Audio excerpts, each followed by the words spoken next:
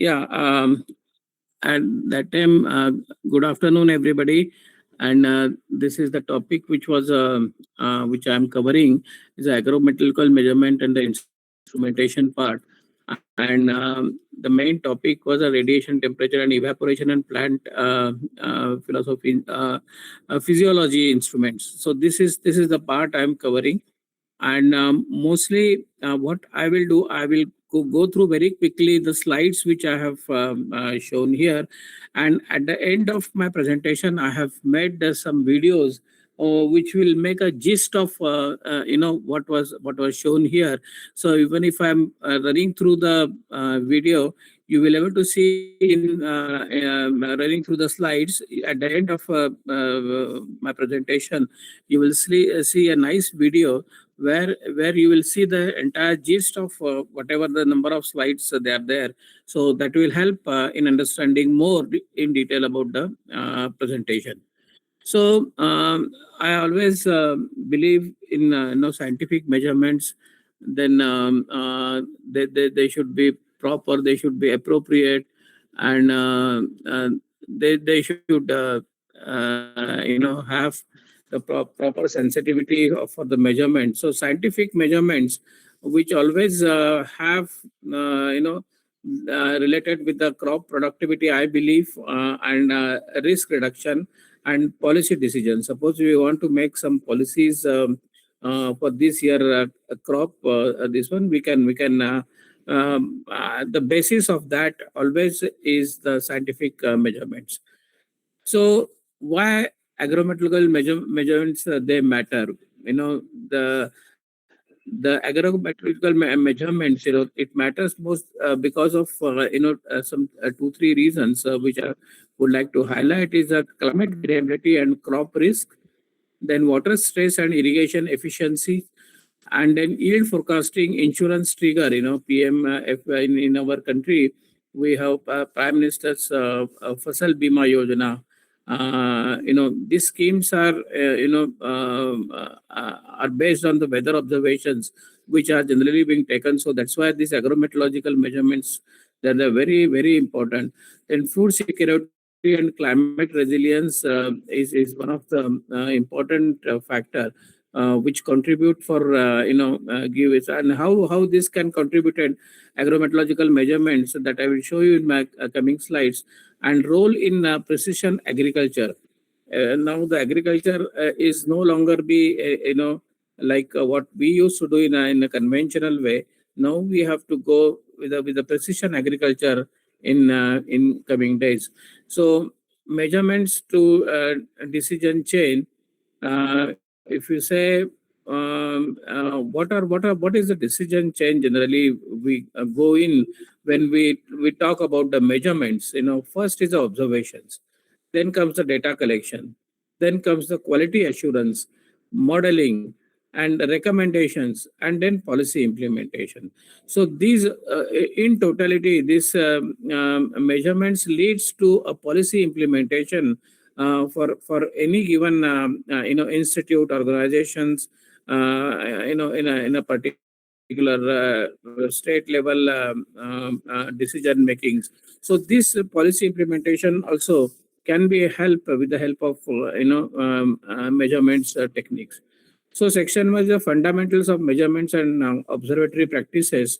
If you say measurements, as I have already mentioned, is observation which are taken by the sensors. Then the observations are logged to the data loggers.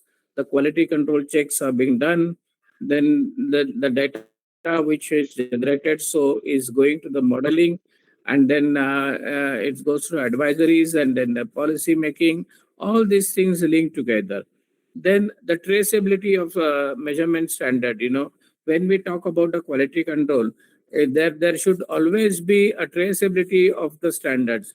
See, the temperature values which are generally shown, it must have some kind of a national, international traceability for that, and that's why I insist for any installations, whether it is at a national level, at a local level, they should have the traceability measurement. So that will give us the quality control of the data.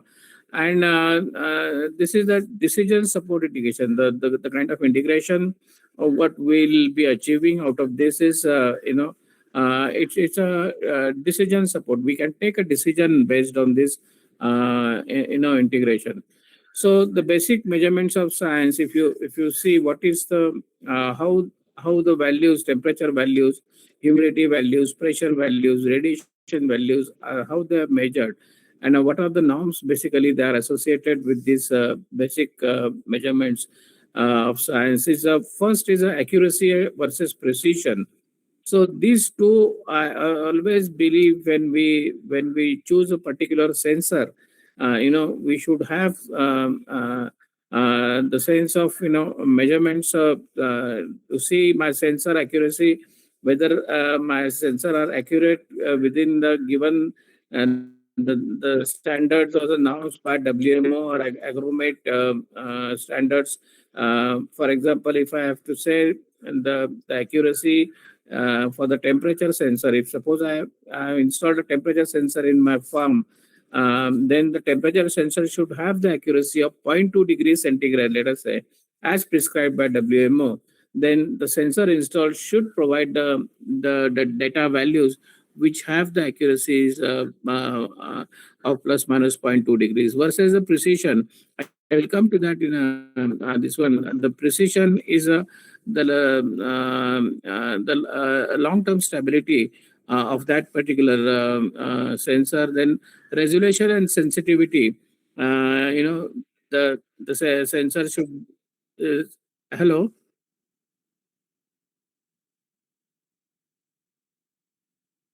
hello. Yeah, yeah. Resolution and sensitivity. These are the other important factors that one has to look when you try to install the sensors for the agriculture purpose.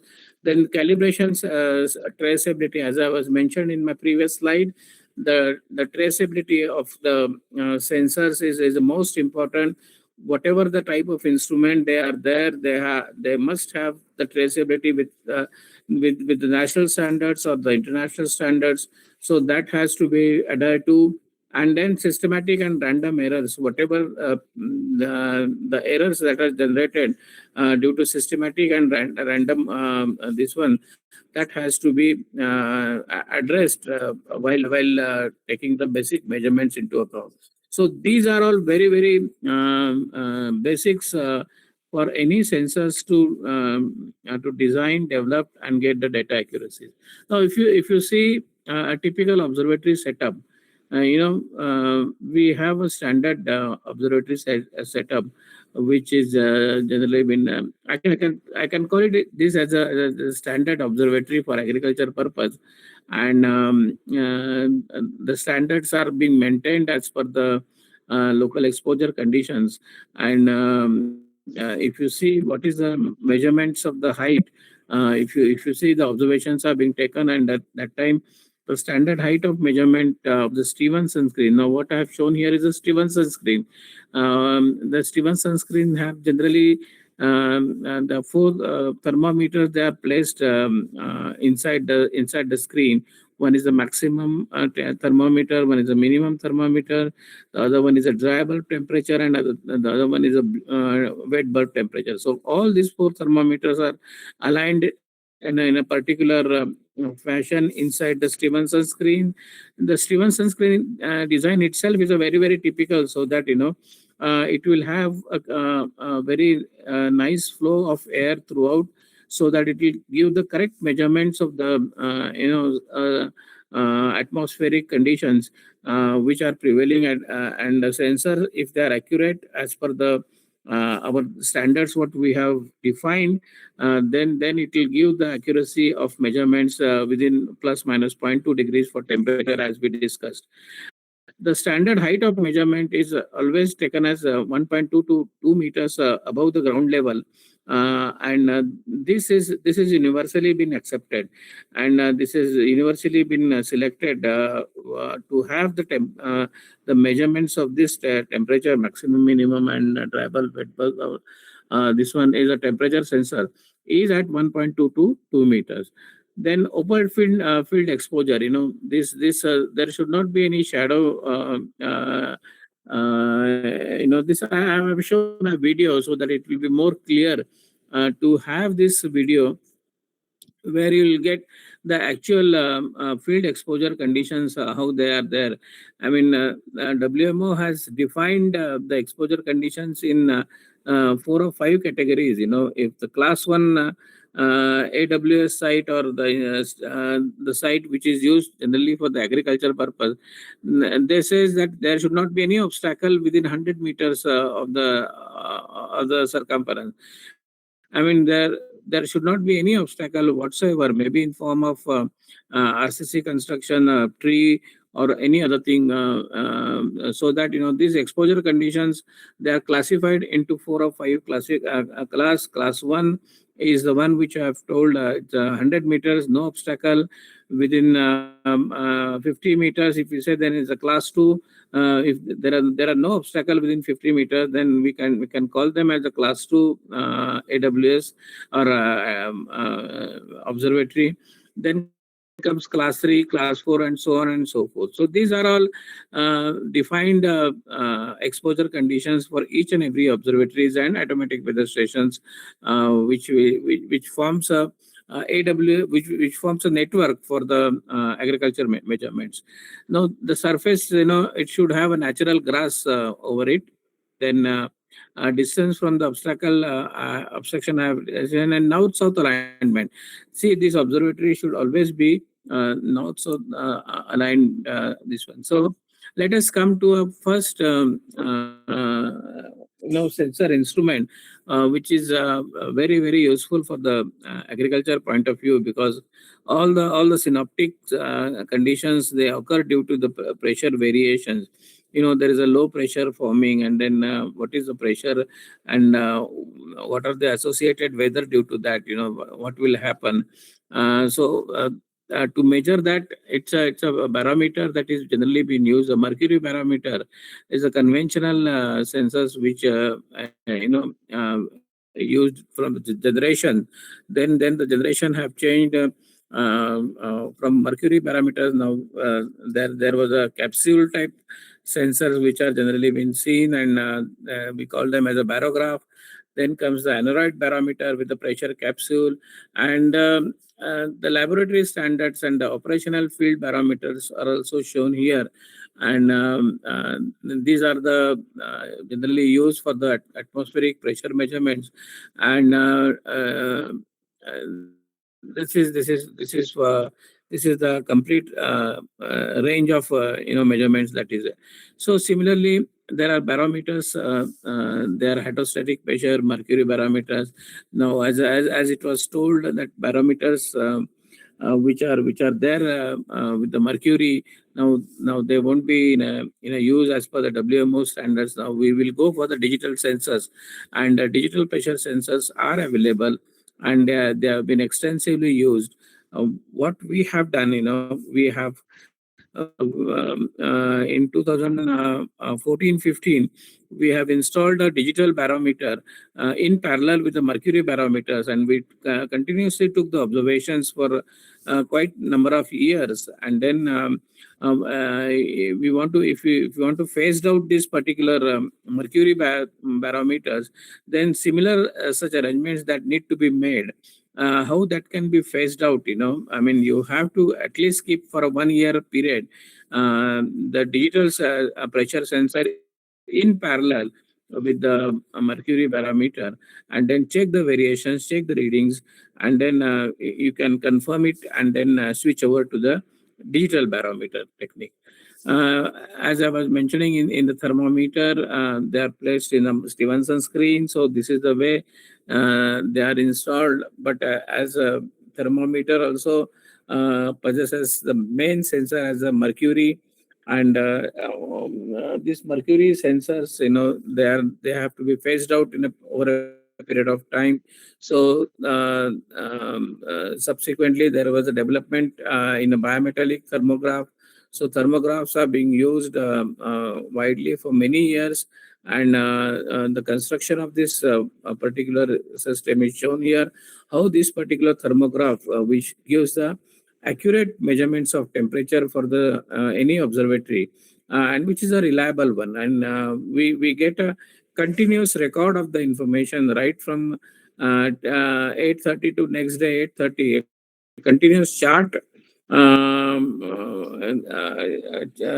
recording in form of a chart recording is available continuously, and there is no break in the observation. So you whenever you remove the chart, you can see the continuous measurements of the temperature sensor for that location, for that observatory.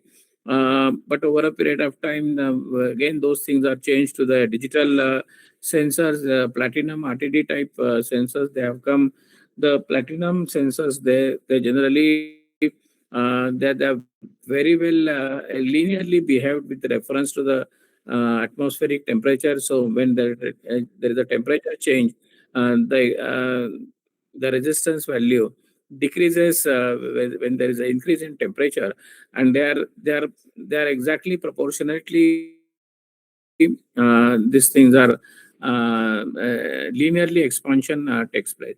So these are all the platinum RTD type of sensor. I have placed it at figure A here, and then of course these are covered with the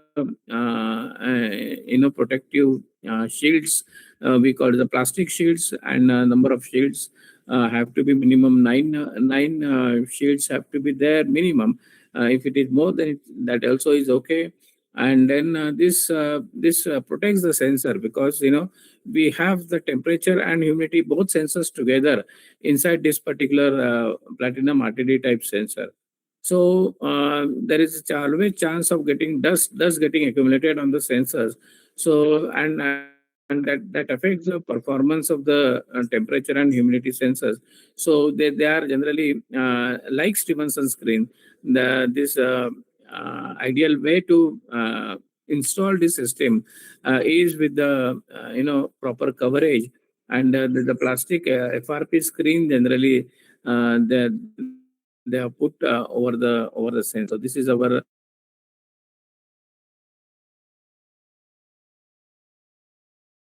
as I was telling, this is a conventional sensors, and this is it's the basic principle is a thermal expansion. Of course, now they are outdated, so I won't be talking much on that. As we have seen, the temperature sensor, we have it's a humidity. The thermometer with a dry bulb and well bulb held in vertical direction. So they are at the side of Stevenson screen.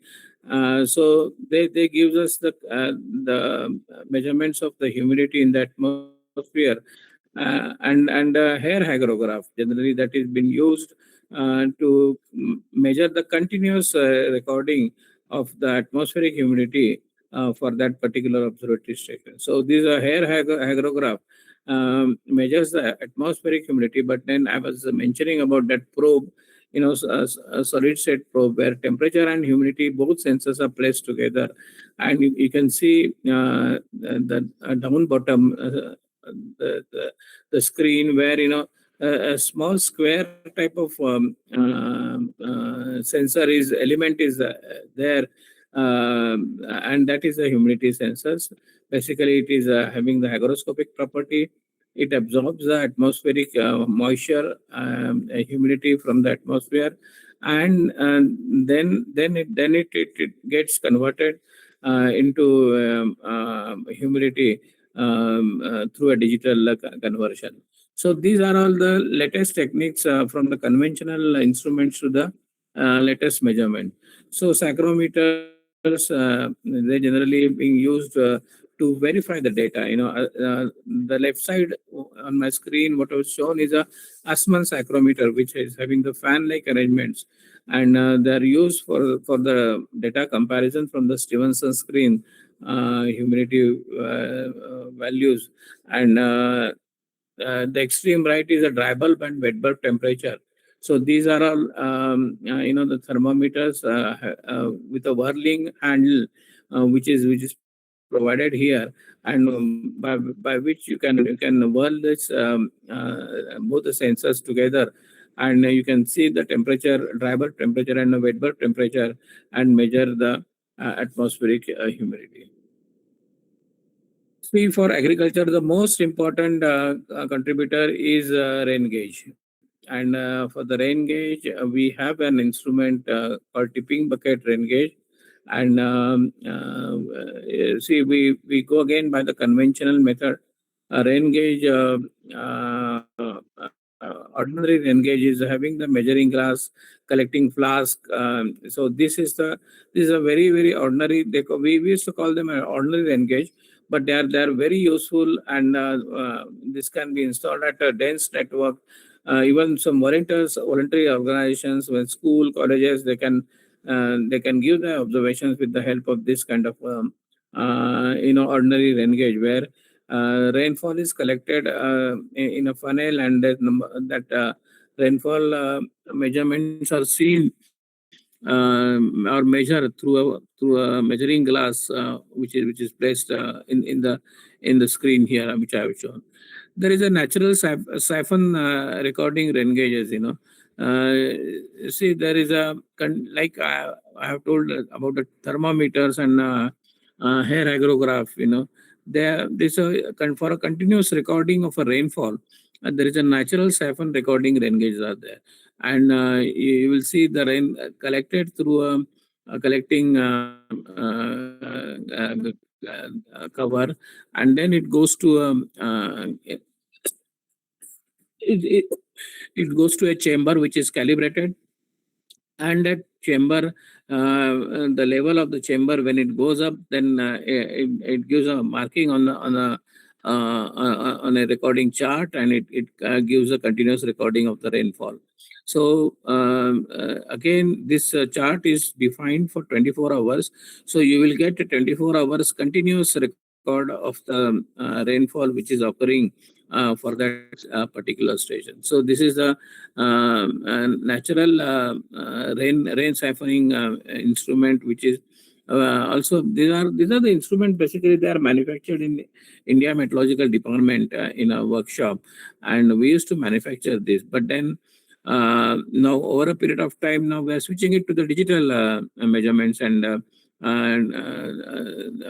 that digital transition is a tipping bucket rain gauge, which tips when there is a seesaw-like arrangement that is been made, and it gets tipped when there is a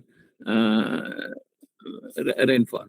See, wind instruments, we have a cup counter anemometer. All the construction details are there. We have a manual wind vane, which is also there. But then we are using the ultrasonic wind sensor as a new digital model for the wind direction and wind speed measurements both. So, if you say how these instruments work, what exactly what we are supposed to know. I mean, sensors and signal, physical quantities converted into electrical and optical signals. Calibration links signals to SI traceability units, and key risk is the drift, contamination, temperature, and dependency. See, these are the things one as an executive we have to think about how the sensing and signals they have the relations. So basically, we can only think about what is the conversion technology that is generally being used, and we should go for the latest technology which is available, and what is a traceable unit, whether this sensor is a traceable, having a traceability with the standards, and what are the risks that are there for the measurements. And this one, that is a drift, is a contamination, is a temperature dependency. So all these things have to be taken into account, and that question should be asked when we purchase a sensors for this purpose. Then acquisition to quality control and quality assurance. Sampling and logging, analog and digital recording with the time stamping. So any data they get transmitted should have the time and date, date and time stamping for each and every data transmission. Let us say I'm transmitting data which is required for a Mahaved project. Let us say every after 15 minutes. So every 15 minutes, I should get this data stamped with the date and time, so that I will get the data which has started at 9 o'clock. The next data set is at 9:15. The next data set is 9:30, and so on and so forth. So this is the need for acquisition, and then the quality flags. If it spikes, there are shading tilts, time synchronization. These are all the quality flags that need to be addressed while you are seeing the data acquisition.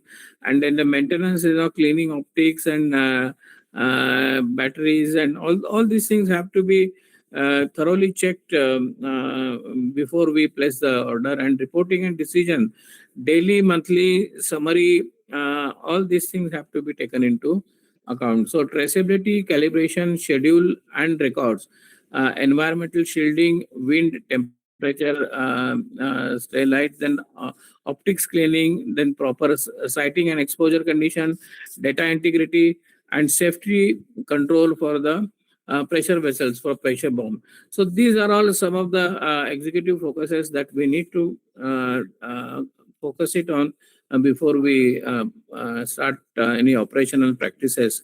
So there are daily observations. Timing has to be ascertained. Then cleaning and maintenance time also have to be maintained.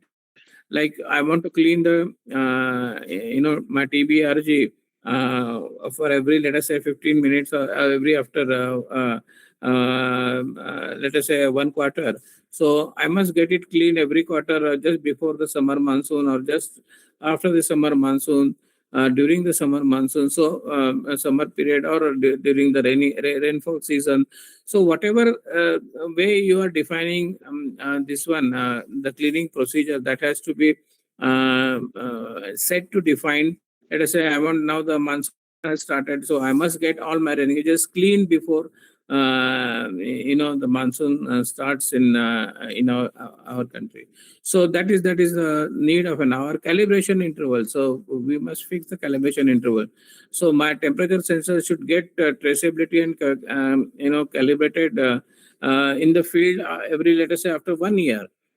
So that needs to be adhered to 100%, so that these are all the operational practices that are required and that are essential for getting the good quality data. Error logging, so all the errors due to if there are any errors, so we could see the errors may be due to shifting of the electronics, or drifting of the electronic parts, and you will see the values are drifting. Generally, if you find, if you compare with the standard values and the observations in the field, you will see, if suppose my temperature, if it is 15.2, over a period of time, you will see the same observations. If you take it, I will get around 15.4 or 15.5. So there is a drift of 0.3 degrees, and that we can check it in the reference to the standard. So all these things have to be logged into with reference to the standard, and data archival and practices have to be done. That is a must. We should not leave the data, because this past data is a very, very, very important. IMD has got a data set when it was established in 1875. So since then, data is archived, and this archival is such an important treasure for IMD. And you will see this. There's a huge collection of data which is available in our national data center.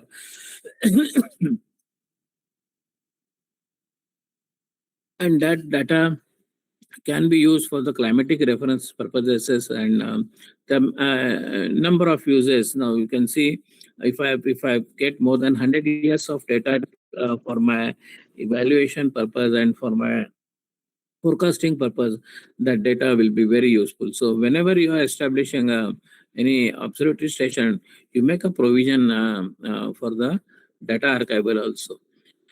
Radiation and temperature measurements, See, meteorological and radiation instruments. So, what are generally the scope of this work?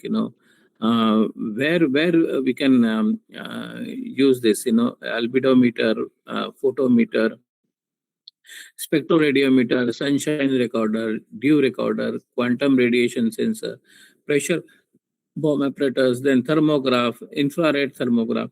So all these are all the scope of radiation under agrometeorology.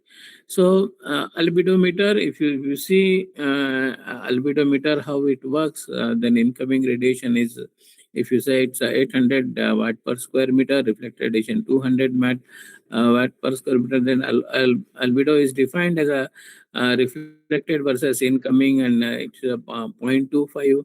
So this is the technique generally being used, and these are all sensors. They are used for measurements of the albedo, and it measures the surface reflectance as a ratio of reflected to the incoming shortwave radiation. So that is what exactly is measured by the albedo sensor, and how it works. It paired upward down facing pyranometers or photodiodes, ratio computed, and then key consideration is leveling, cosine response, shading, dome cleanliness, and calibration. So these are all very important factors for getting the quality data for measurements of albedo.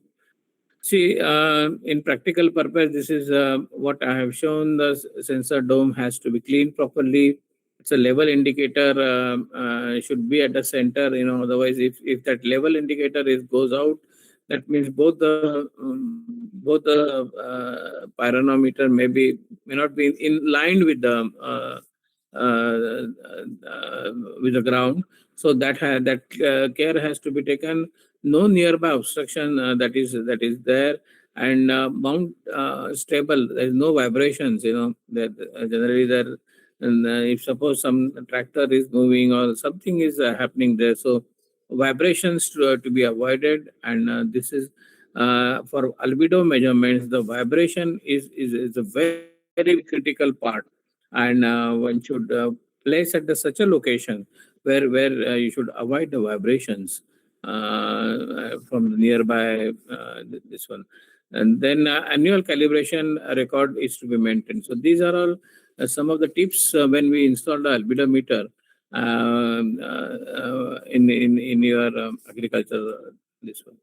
So typical installation, it should be where it should be installed. It should be 1 to 2 meters above the surface or above the crop canopy as per the requirement. Then bubble level to practice horizontal alignment, and then decision inside dome to prevent the moisture. Then regular cleaning of glass or domes, glass of domes for accuracy. So that has to be ascertained. So one must clean periodically. This one, when there is a, particularly when there is a sandstorm or when there is a rain, suddenly rain happens, and suddenly you will see a light rain has occurred, and there is a dust getting accumulated on the dome of the pyranometer. So that needs to be cleaned. And the photometer, if suppose if the question is asked, what type of photometer that can be used in agriculture? So the commonly used photometers are PAR photometer, that is a quantum sensor. It measures the photosynthetically active radiation, and the light in the wavelength range from 400 nanometers to 700 nanometers. So this is a spectral band used by plants for photosynthesis, and the output unit is macromole per second, per micrometer per second. So per square meter per second. This is the output unit that generally used for this one. And key consideration is a stray light control not allow the the stray lights to fall directly onto the sensor. The spectral response matching, that has to be done. Dark current calibration. These are all key considerations before we install the. Now the par for photometer, if you see the schematic of that crop canopy, and then how it totally works with the par as a complete unit, photometer unit, you will see sunlight is being filtered through a photodiode. That is what top to the bottom. Sunlight gets filtered to the photodiode, and then it comes as electrical current, gets amplified through an amplifier, then calibrated, and then PR output is generated from here. So this is it converts the plant usable light photons into electrical signal proportional to the photosynthesis potential. So that is how it gets defined a digital display in on the data logger output, so that a ppfd is equal to so much of macromole per square meter per second that can be identified.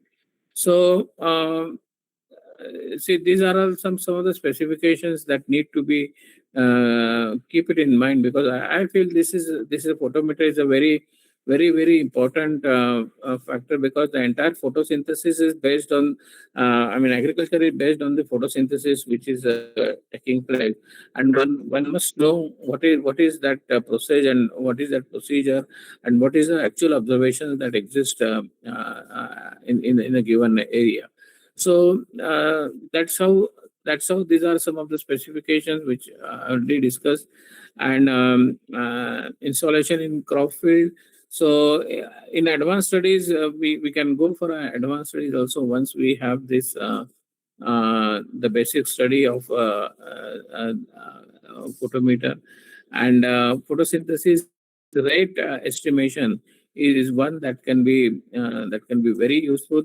Then my biomass accumulation modeling, then evapotranspiration ETO modeling, and crop growth simulated modeling, radiation use efficiency calculation. So these are the various roles this PR can play in if you are using a photosynthesis rate estimation. Then this instruments is very vital. And for evapotranspiration model also, generally these instruments being used. So they are generally integrated with the AWS automatic weather stations. And if you have the combined set of solar radiation sensor, temperature and humidity sensor, soil moisture and wind speed. So these are all the basic requirements. Along with this, the PAR measurement, we can use in the crop insurance trigger verifications and smart irrigation scheduling and precision agriculture system. So these equipments, along with the PAR, that can determine actually the requirement that meets for the crop insurances also. See, now then comes the spectroradiometer. This is also very important. But I'm just giving a glimpses of what these instruments are all about.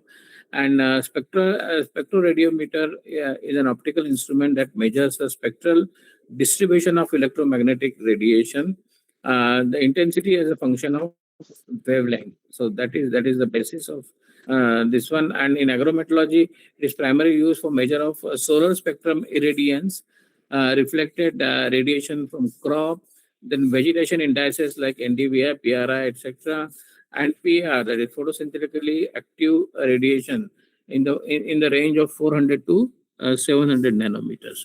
So how it works basically, optical entrance, that is a fiber cosine diffuser, then a getting prism, and then detect an array. So I'll show you some of the photographs here. In the figure, it is very clearly shown how the whole system works. And it's a basic principle is the spectroradiometer works on the principle that radiation collection Then it through wavelength separation, detection of the particular wavelength, the digital conversion, and then it comes the spectral analysis. So this is how it works. And more on this spectroradiometer, we can see these arrangements inside the unit that has been made. And they use generally collimator lenses marked for the parallel beams. Entrance slit is very predefined, and diffuse fiber, diffuser or fiber that they used to call for collecting the radiation. So this is the overall picture of the inside this one. And see, we can use this for various types. We can have ultraviolet visible range 300 to 700 nanometers, that is used for the leaf pigment analysis. Then visibility and NIR range for 400 to 1100 nanometers. It is used for the crop health purposes. And then full range 300 to 2500 nanometers is for soil moisture and crop stress. So field portable, these instruments are and handled, that we can take the full range on field measurements we can have. Then fixed tower based system also we can have. There is a possibility of having the tower based installation also. So high reflectance in near infrared, that is for healthy crop. What are the things which we need to know is high reflectance near the infrared, that is 700 to 1100 nanometers. Chlorophyll absorption in red, that is around 660 nanometers. And peak reflectance in green, that is around 550 nanometers. So we can play around, this instrument to have the effective measurements for this. And comparison, if you say,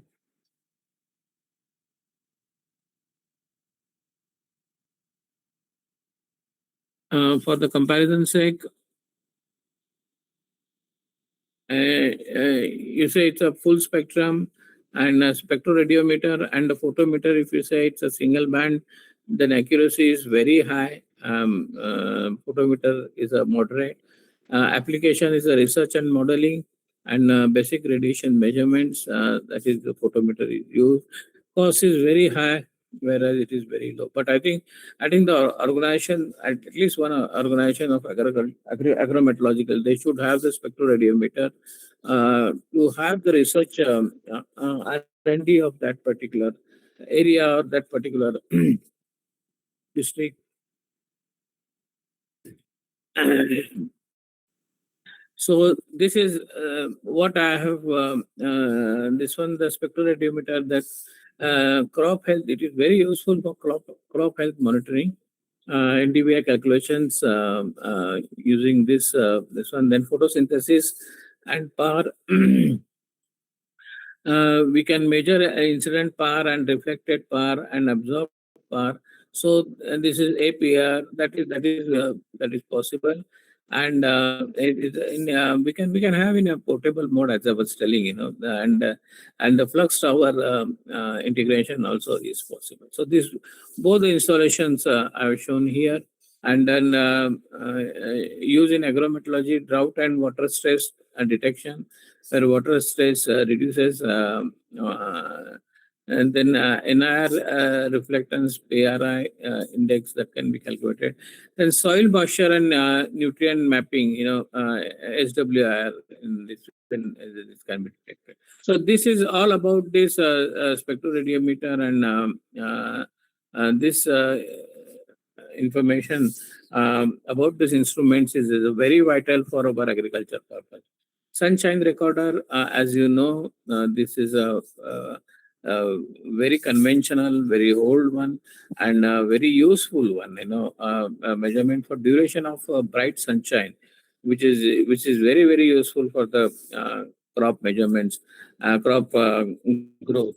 And one of them is a sunshine recorder, which we have a conventional type, and bottom down we have a principle, that is solar burning press model, that is electronic duration sensor. So there it is also give the sunshine duration in the. So what is the key consideration while installing the system is the sighting, seasonal card change, threshold setting, and glass cleanliness. These are all. This is my favorite instrument, because it gives the correct sunshine duration record information, and which is useful for agricultural purposes. Then comes the dew recording system. A dew recorder is a meteorological instrument used to measure the dew formation. Now, dew duration, and in some cases dew amount. So that is also very good information for the plant. And in agrometeorology, it is important that plant disease forecasting, leaf wetness monitoring, microclimate studies, irrigation planning, and crop protection management, where this particular instruments are being used, and it measures uh, onset, duration, amount, and surface condensation. See, the onset time, when the dew starts, and what was the duration of the dew that was there, and amount of dew that was collected. So this information, it is to measure. And how it works is a chilled surface plus optical and electrical detection of a condensation, or a mechanical balance. And key consideration is the surface contamination, airflow temperature control, and periodic validation. That is what is periodically we need to consider for getting the correct on-site time, duration, and amount of dew that is. So basic principle is surface temperature. Dew forms when the surface temperature is less than or equal to dew point temperature. This happens due to radiative cooling. When there is a radiative cooling, the dew starts forming. Surface condensation detection, that is that is recorder. It works on the principle of this one, change in electrical resistance, weight, or optical reflectivity, then continuous recording of wetness. So these are all some of the due recording recorders they are given. One is a dew gauge, then electrical resistance type, that is leaf wetness sensor, then chilled mirror dew recorder. So these are the instruments that are being generally available in the market and used extensively for the agriculture purposes. So these are all. I have just given a glimpse of those instruments, and you can have a look at it. That these instruments, they form a very useful part of our instrument network, which is there, and. So, what is the use of this particular instruments in our agrometeorology? One is the plant disease forecasting. Mainly, the fungal diseases depends on due duration. That is what it is been proved, and powdery mildew, then lead blight, then rust diseases. If due duration is greater than 6 to 8 hours, and high infection risk used in disease warning models. So this is some of the parameters that can be ingested into the weather parameter forecast purposes, and this way we can give an alerts or the warnings for the diseases that can occur. Irrigation schedule, dew contributes a small moisture amount, can reduce early morning irrigation need. So that amount can be defined, that can be predefined. Then microclimatic studies used with air temperature, relative humidity, wind speed.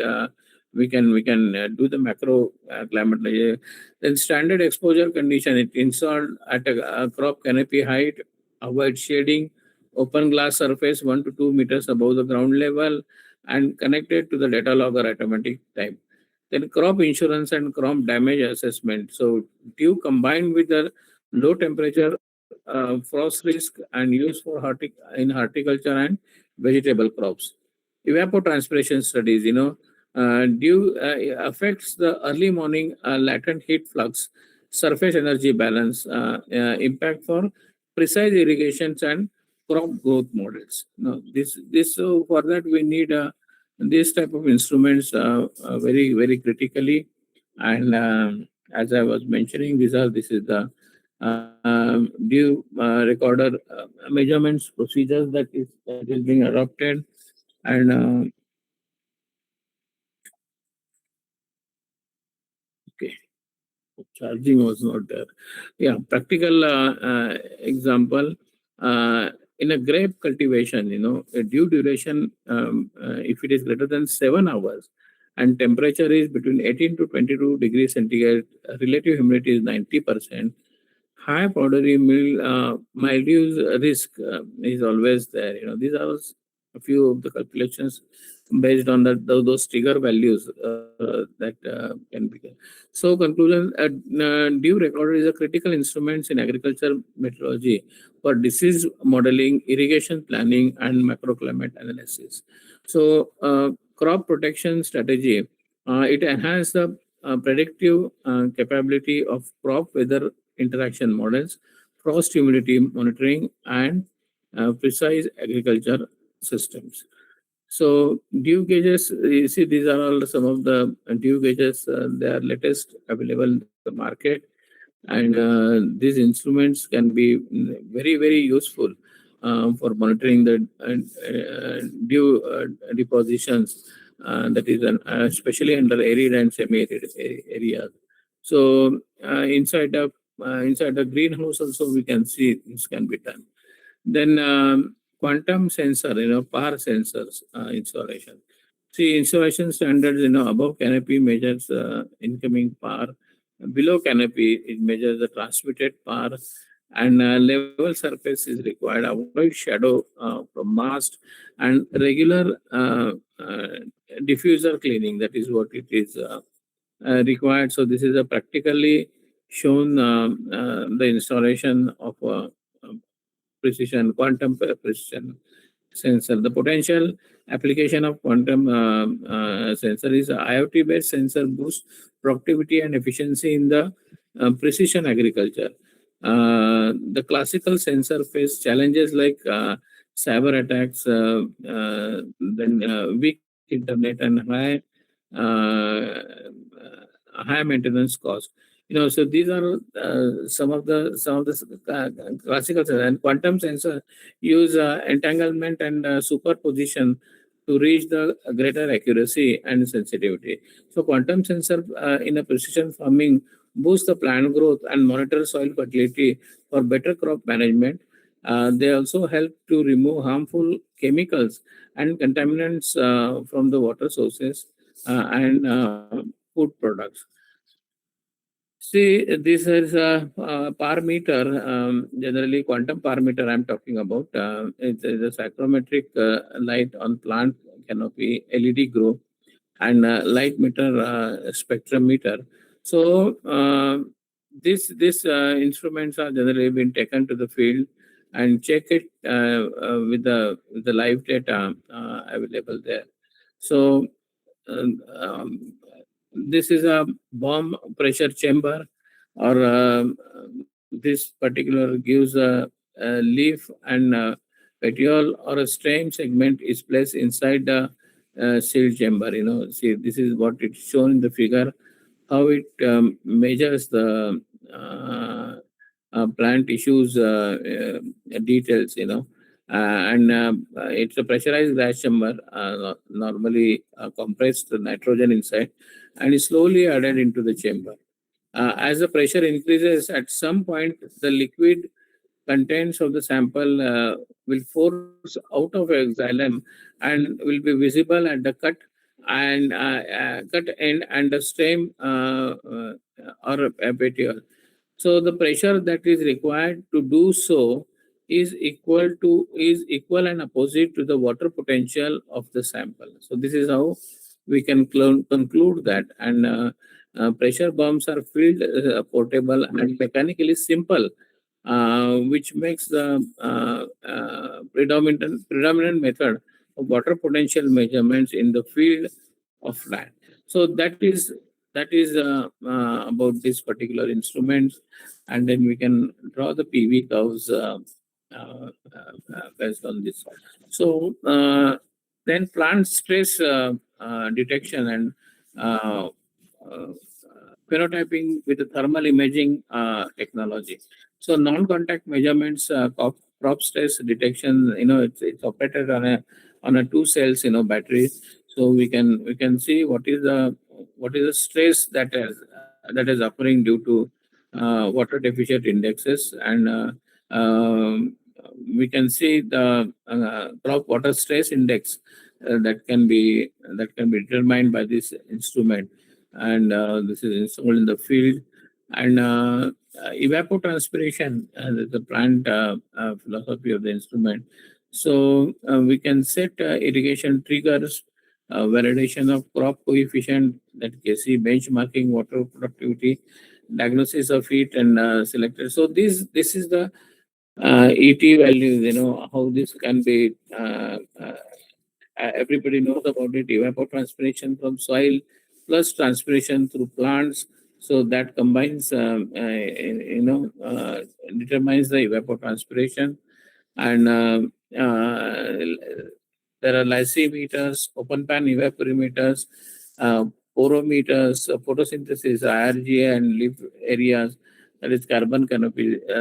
So these are all some of the instruments that can be used to measure this. This one, the reference evaporimeter, E20. That is, everybody knows FO Fenton Montek equation. So that is used generally for monitoring this evapotranspiration. And this is a typical set that is installed in FAO 56 Penman mounted computation is using this formula. And these are the sensors, some of the sensors that are used as the air temperature, humidity, wind speed, solar radiation, net radiation, soil heat flux, evaporation. All these sets are installed and have given the standard exposure conditions for these sensors. So this is the formula generally that has been used to derive the ET0 values. ED covariance flux towers measures the ecosystems breathe the CO2 and other gases that are exchanged between soil and vegetation and air. So this is the instruments. It's installed on the flux tower. We call it the flux tower for ED covariance, ED covariance system. So agriculture applications of ETO. It is a crop water uh, requirements, etc, which is equal to Kc into Et0, where Kc is a crop coefficient, varies by their growth stage. And application scheduling, you use Et0, determine crop weather requirement. Drip irrigation, that is the one which is daily irrigation doses what we can give. And crop insurance, that is a drought index. It's for water budgeting, greenhousing, then precise farming. For that, it is used. So that daily ETO estimation, then trend analysis and irrigation advisories based on the values is being issued. And this is the table which shows that this is the way the whole things are getting calculated. The standard measurements techniques, by WMO installation of the standards, grass reference surface is a point 12 meters above height, and uniform phase is greater than 400 meters. Preferred instruments 2 meter above ground level. Level platform for pan, then avoid shading and reflective surfaces, regular calibration, that is 6 to 12 months, that is a period when you have to calibrate your equipments regularly, maintenance, clean parameter, dome weekly, check pan water level daily, calibrate humidity and temperature sensor, and verify wind sensors bearing. So, comparison of ETO measurements, FA lysimeters, Class A pan and eddy covariance. So, of course, you will see the accuracy is very high, and the cost is compared with the field suitability. So, with this comparison, you will come to know the what are the various type of sensors. Class A pan evaporimeter that can be make use of, and recommended instruments package in the field for operational agriculture advisories are Class A pan evaporimeter, automatic weather station, soil moisture sensor, data logger with GSM LoRa telemetry. And for research grade setup, we have a weighted lysimeter, net radiometer, soil heat flux plated, flux tower if research, and interoperability for decision making is 80 greater than 6 millimeter per day. High irrigation demand and rising trend. There is a heat stress risk and low ETO and high RH disease risk and ET efficient versus rainfall irrigation trigger. So conclusion, FAO56 method is a global standard for ETO. Lysimeter is a reference for validation. AWS-based estimation is a most practical for large agriculture network, and ET0 is a fundamental for irrigation efficiency, crop insurance, and climate resilience planning. So uh, three messages, for evapotranspiration is the most direct. Why measurement of evapotranspiration? Actual crop water use basis for irrigation scheduling, crop water productivity, drought assessment, climate smart agriculture, and insurance trigger models. So what this deck covered, we have covered in this. This is a combined evapotranspiration and transpiration separately. So I'm just keeping these slides and um, will plan direct measurements is a lysimeter, and then empirical formula for lysimeters, empirical estimation, then plant responses. So this is a direct measurements. Generally, lysimeters they have the kind of lysimeters that are used here, as shown here, is a typical measure actual water loss from soil, plant, and system by weight change. So this is how we can make a setup of complete lysimeter, and lysimeter design is given. It's a weighing lysimeter, drainage lysimeter, measures actuality, and high precision water balance. So this is a very field installed lysimeters. They are used, and uh, lysimeter. If you have various types of lysimeters are there, it's a weighing lysimeter, suction lysimeter, drainage lysimeters, and field lysimeters. There are greenhouse lysimeters, then zero tension lysimeters, capillary lysimeters, and pressure plate lysimeters. So this is just for the comparison sake we have given, and these are some of the instrument that are. This is now open pan evaporimeter class A type, and this I'm just keeping it for the. I will show you the final video actually, wherein you will see. Uh, um, Welcome to The Explainer. yeah. Let's dive into the high-stakes world of agrometeorology and global food security. Ever wonder how measuring a tiny drop of dew can literally protect our entire global food supply? Keeping fragile seedlings alive against unpredictable weather starts right here, with incredibly precise scientific field measurements. Okay, so the whole process is a chain, stretching from raw field observations right up to government policy. But first, the basics. We've got to nail the difference between accuracy and precision to avoid skewing data. To get that right, observatories follow super strict rules. Think open grass, exact heights, and perfect north-south alignment. A proper layout is basically a giant puzzle, perfectly spacing out instruments so they don't interfere with each other. Take the classic Stevenson screen. It securely shields sensitive thermometers from the sun while still letting the breeze through. Next up, barometers. They measure air pressure, which is absolutely crucial for predicting crop-destroying storms before they hit. It's wild to see the evolution from bulky, old-school mercury barometers to today's ultra-compact digital pressure sensors. Now, aneroid barometers are super interesting. They actually measure pressure using an evacuated metal box instead of liquid. Moving on to temperature, thermometers track heat using either the physical expansion of materials or specific electrical resistance. These maximum and minimum thermometers are vital. They capture the daily extremes that literally dictate how plants grow. In modern setups, platinum resistance thermometers give us highly precise, traceable electrical readings for our most critical data. Meanwhile, a bimetallic thermograph creatively uses a rotating clock drum to physically draw a continuous temperature record. All right, let's switch gears to humidity. We need to measure environmental moisture to figure out crop water use. Observers compare dry and wet bulb temperatures on a psychrometer to calculate exactly how much moisture is airborne. Get this, hair hygrometers literally measure the stretching and shrinking of actual human hair to gauge air moisture. So what's the takeaway?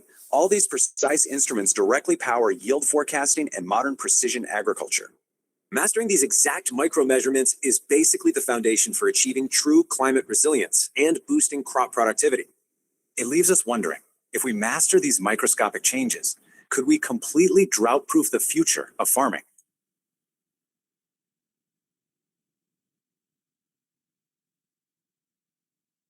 If you've ever worn a smartwatch, you know the drill.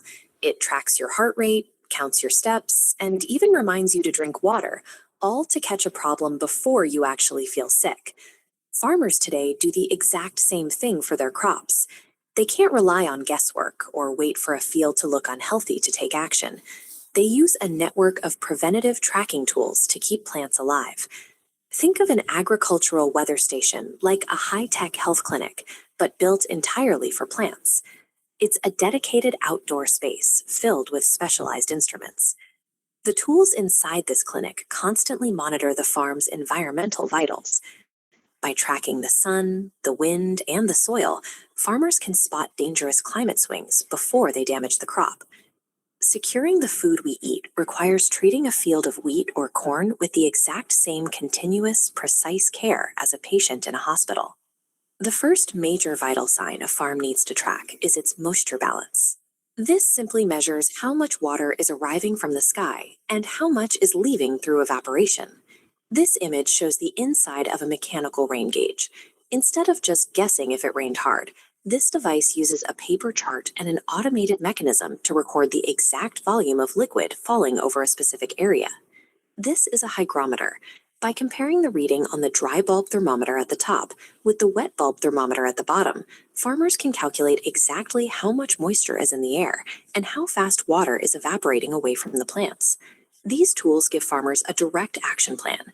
When the rain gauge shows zero liquid coming in and the hygrometer shows dry air pulling moisture out, the farm is facing a deficit. That tells the farmer to turn on the irrigation system immediately. On the flip side, if the air is heavy with moisture and humidity stays high for too long, the plants are at a high risk for catching diseases. In that case, the data warns the farmer to keep the sprinklers off. Monitoring the exact balance of water in and water out keeps plants safe from severe dehydration and stops farmers from accidentally drowning them. The second critical vital sign is temperature. When a plant gets too hot, it experiences heat stress and completely shuts down its ability to move water through its stems and leaves. This diagram shows an earth thermometer used to check the soil temperature.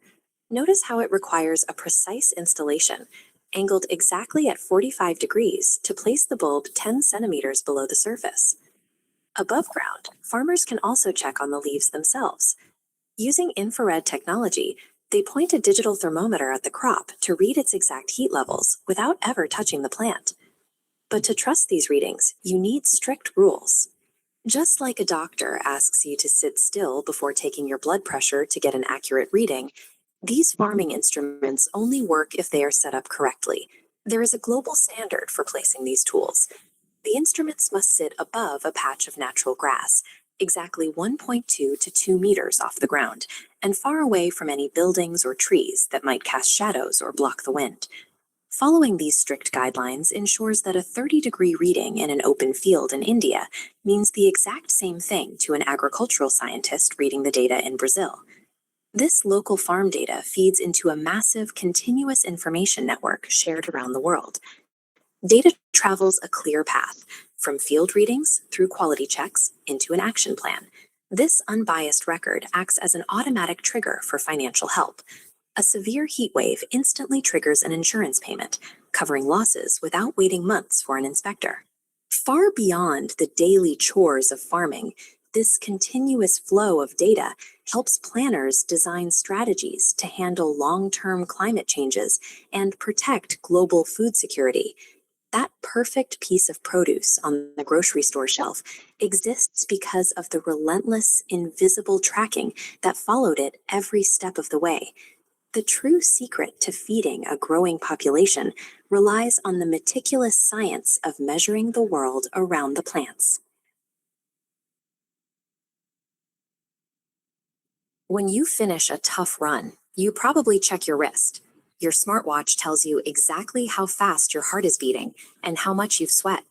It makes your invisible physical needs visible. Now, imagine being responsible for 100,000 living things at once.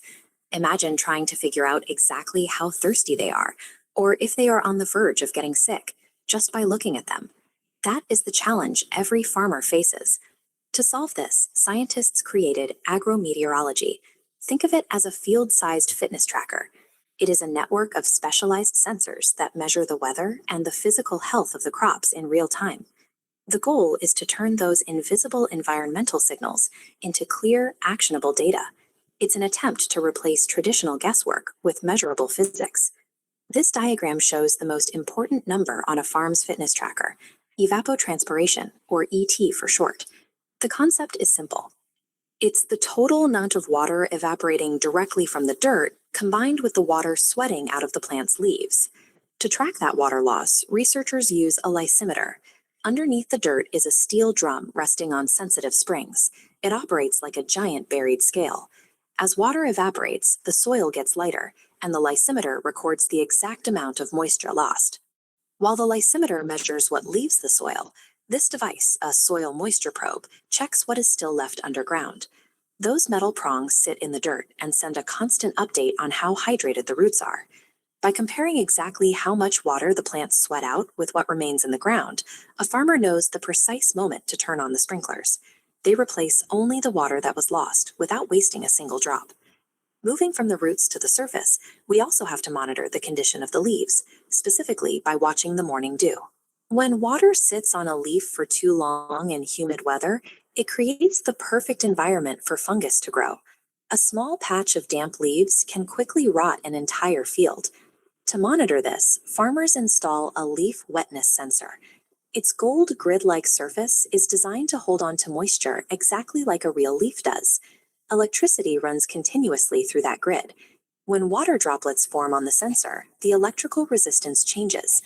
If the system notices that moisture has been sitting there for a long time, say 8 solid hours, it instantly alerts the farmer to a high risk of fungal infection. Because they know the exact conditions in the field, farmers can spray protective treatments right before a disease has the chance to spread. They save the crop rather than fighting a losing battle later. Beyond drinking water and staying disease-free, plants need a healthy diet of sunshine. But plants are picky eaters. They do not use all the light that hits them. To check what the plant is actually absorbing, scientists use an instrument called a photometer. This graphic shows how a leaf uses light. The photometer ignores the colors the plant can't use and only counts the specific wavelengths that actually drive growth. It is like counting the calories in a meal while ignoring the plate. By tracking the exact amount of usable light the crop eats every day, agricultural models can accurately predict how tall the plants will grow and how much food they will produce months before harvest time. The old image of a farmer looking up at the sky and hoping for rain is mostly history. Today, they look at a digital dashboard on their phone. All of those sensors we talked about feed into one central hub. The soil moisture percentages, the exact millimeters of water lost to the air, and the hours of leaf wetness all stream in together. This is precision agriculture. The data dictates the physical action on the farm. If the system sees the soil is slightly dry and the sun is intense, it automatically turns on a local drip irrigation line for exactly 15 minutes. This shifts the farmer's focus from intuition to precision. Instead of reacting to symptoms like wilting leaves, they are managing the actual physical needs of the plant in real time. This level of precision creates stability for our global food supply, ensuring we can still grow what we need even when the climate behaves unpredictably. And the environmental savings are massive. By giving plants only the exact amount of water they require, we save billions of gallons of fresh water. That is water that stays in our rivers, reservoirs, and cities. A modern farm operates like a high-tech health clinic spread across hundreds of acres. By finally learning how to translate what the plants are telling us, we can produce more food while using fewer resources.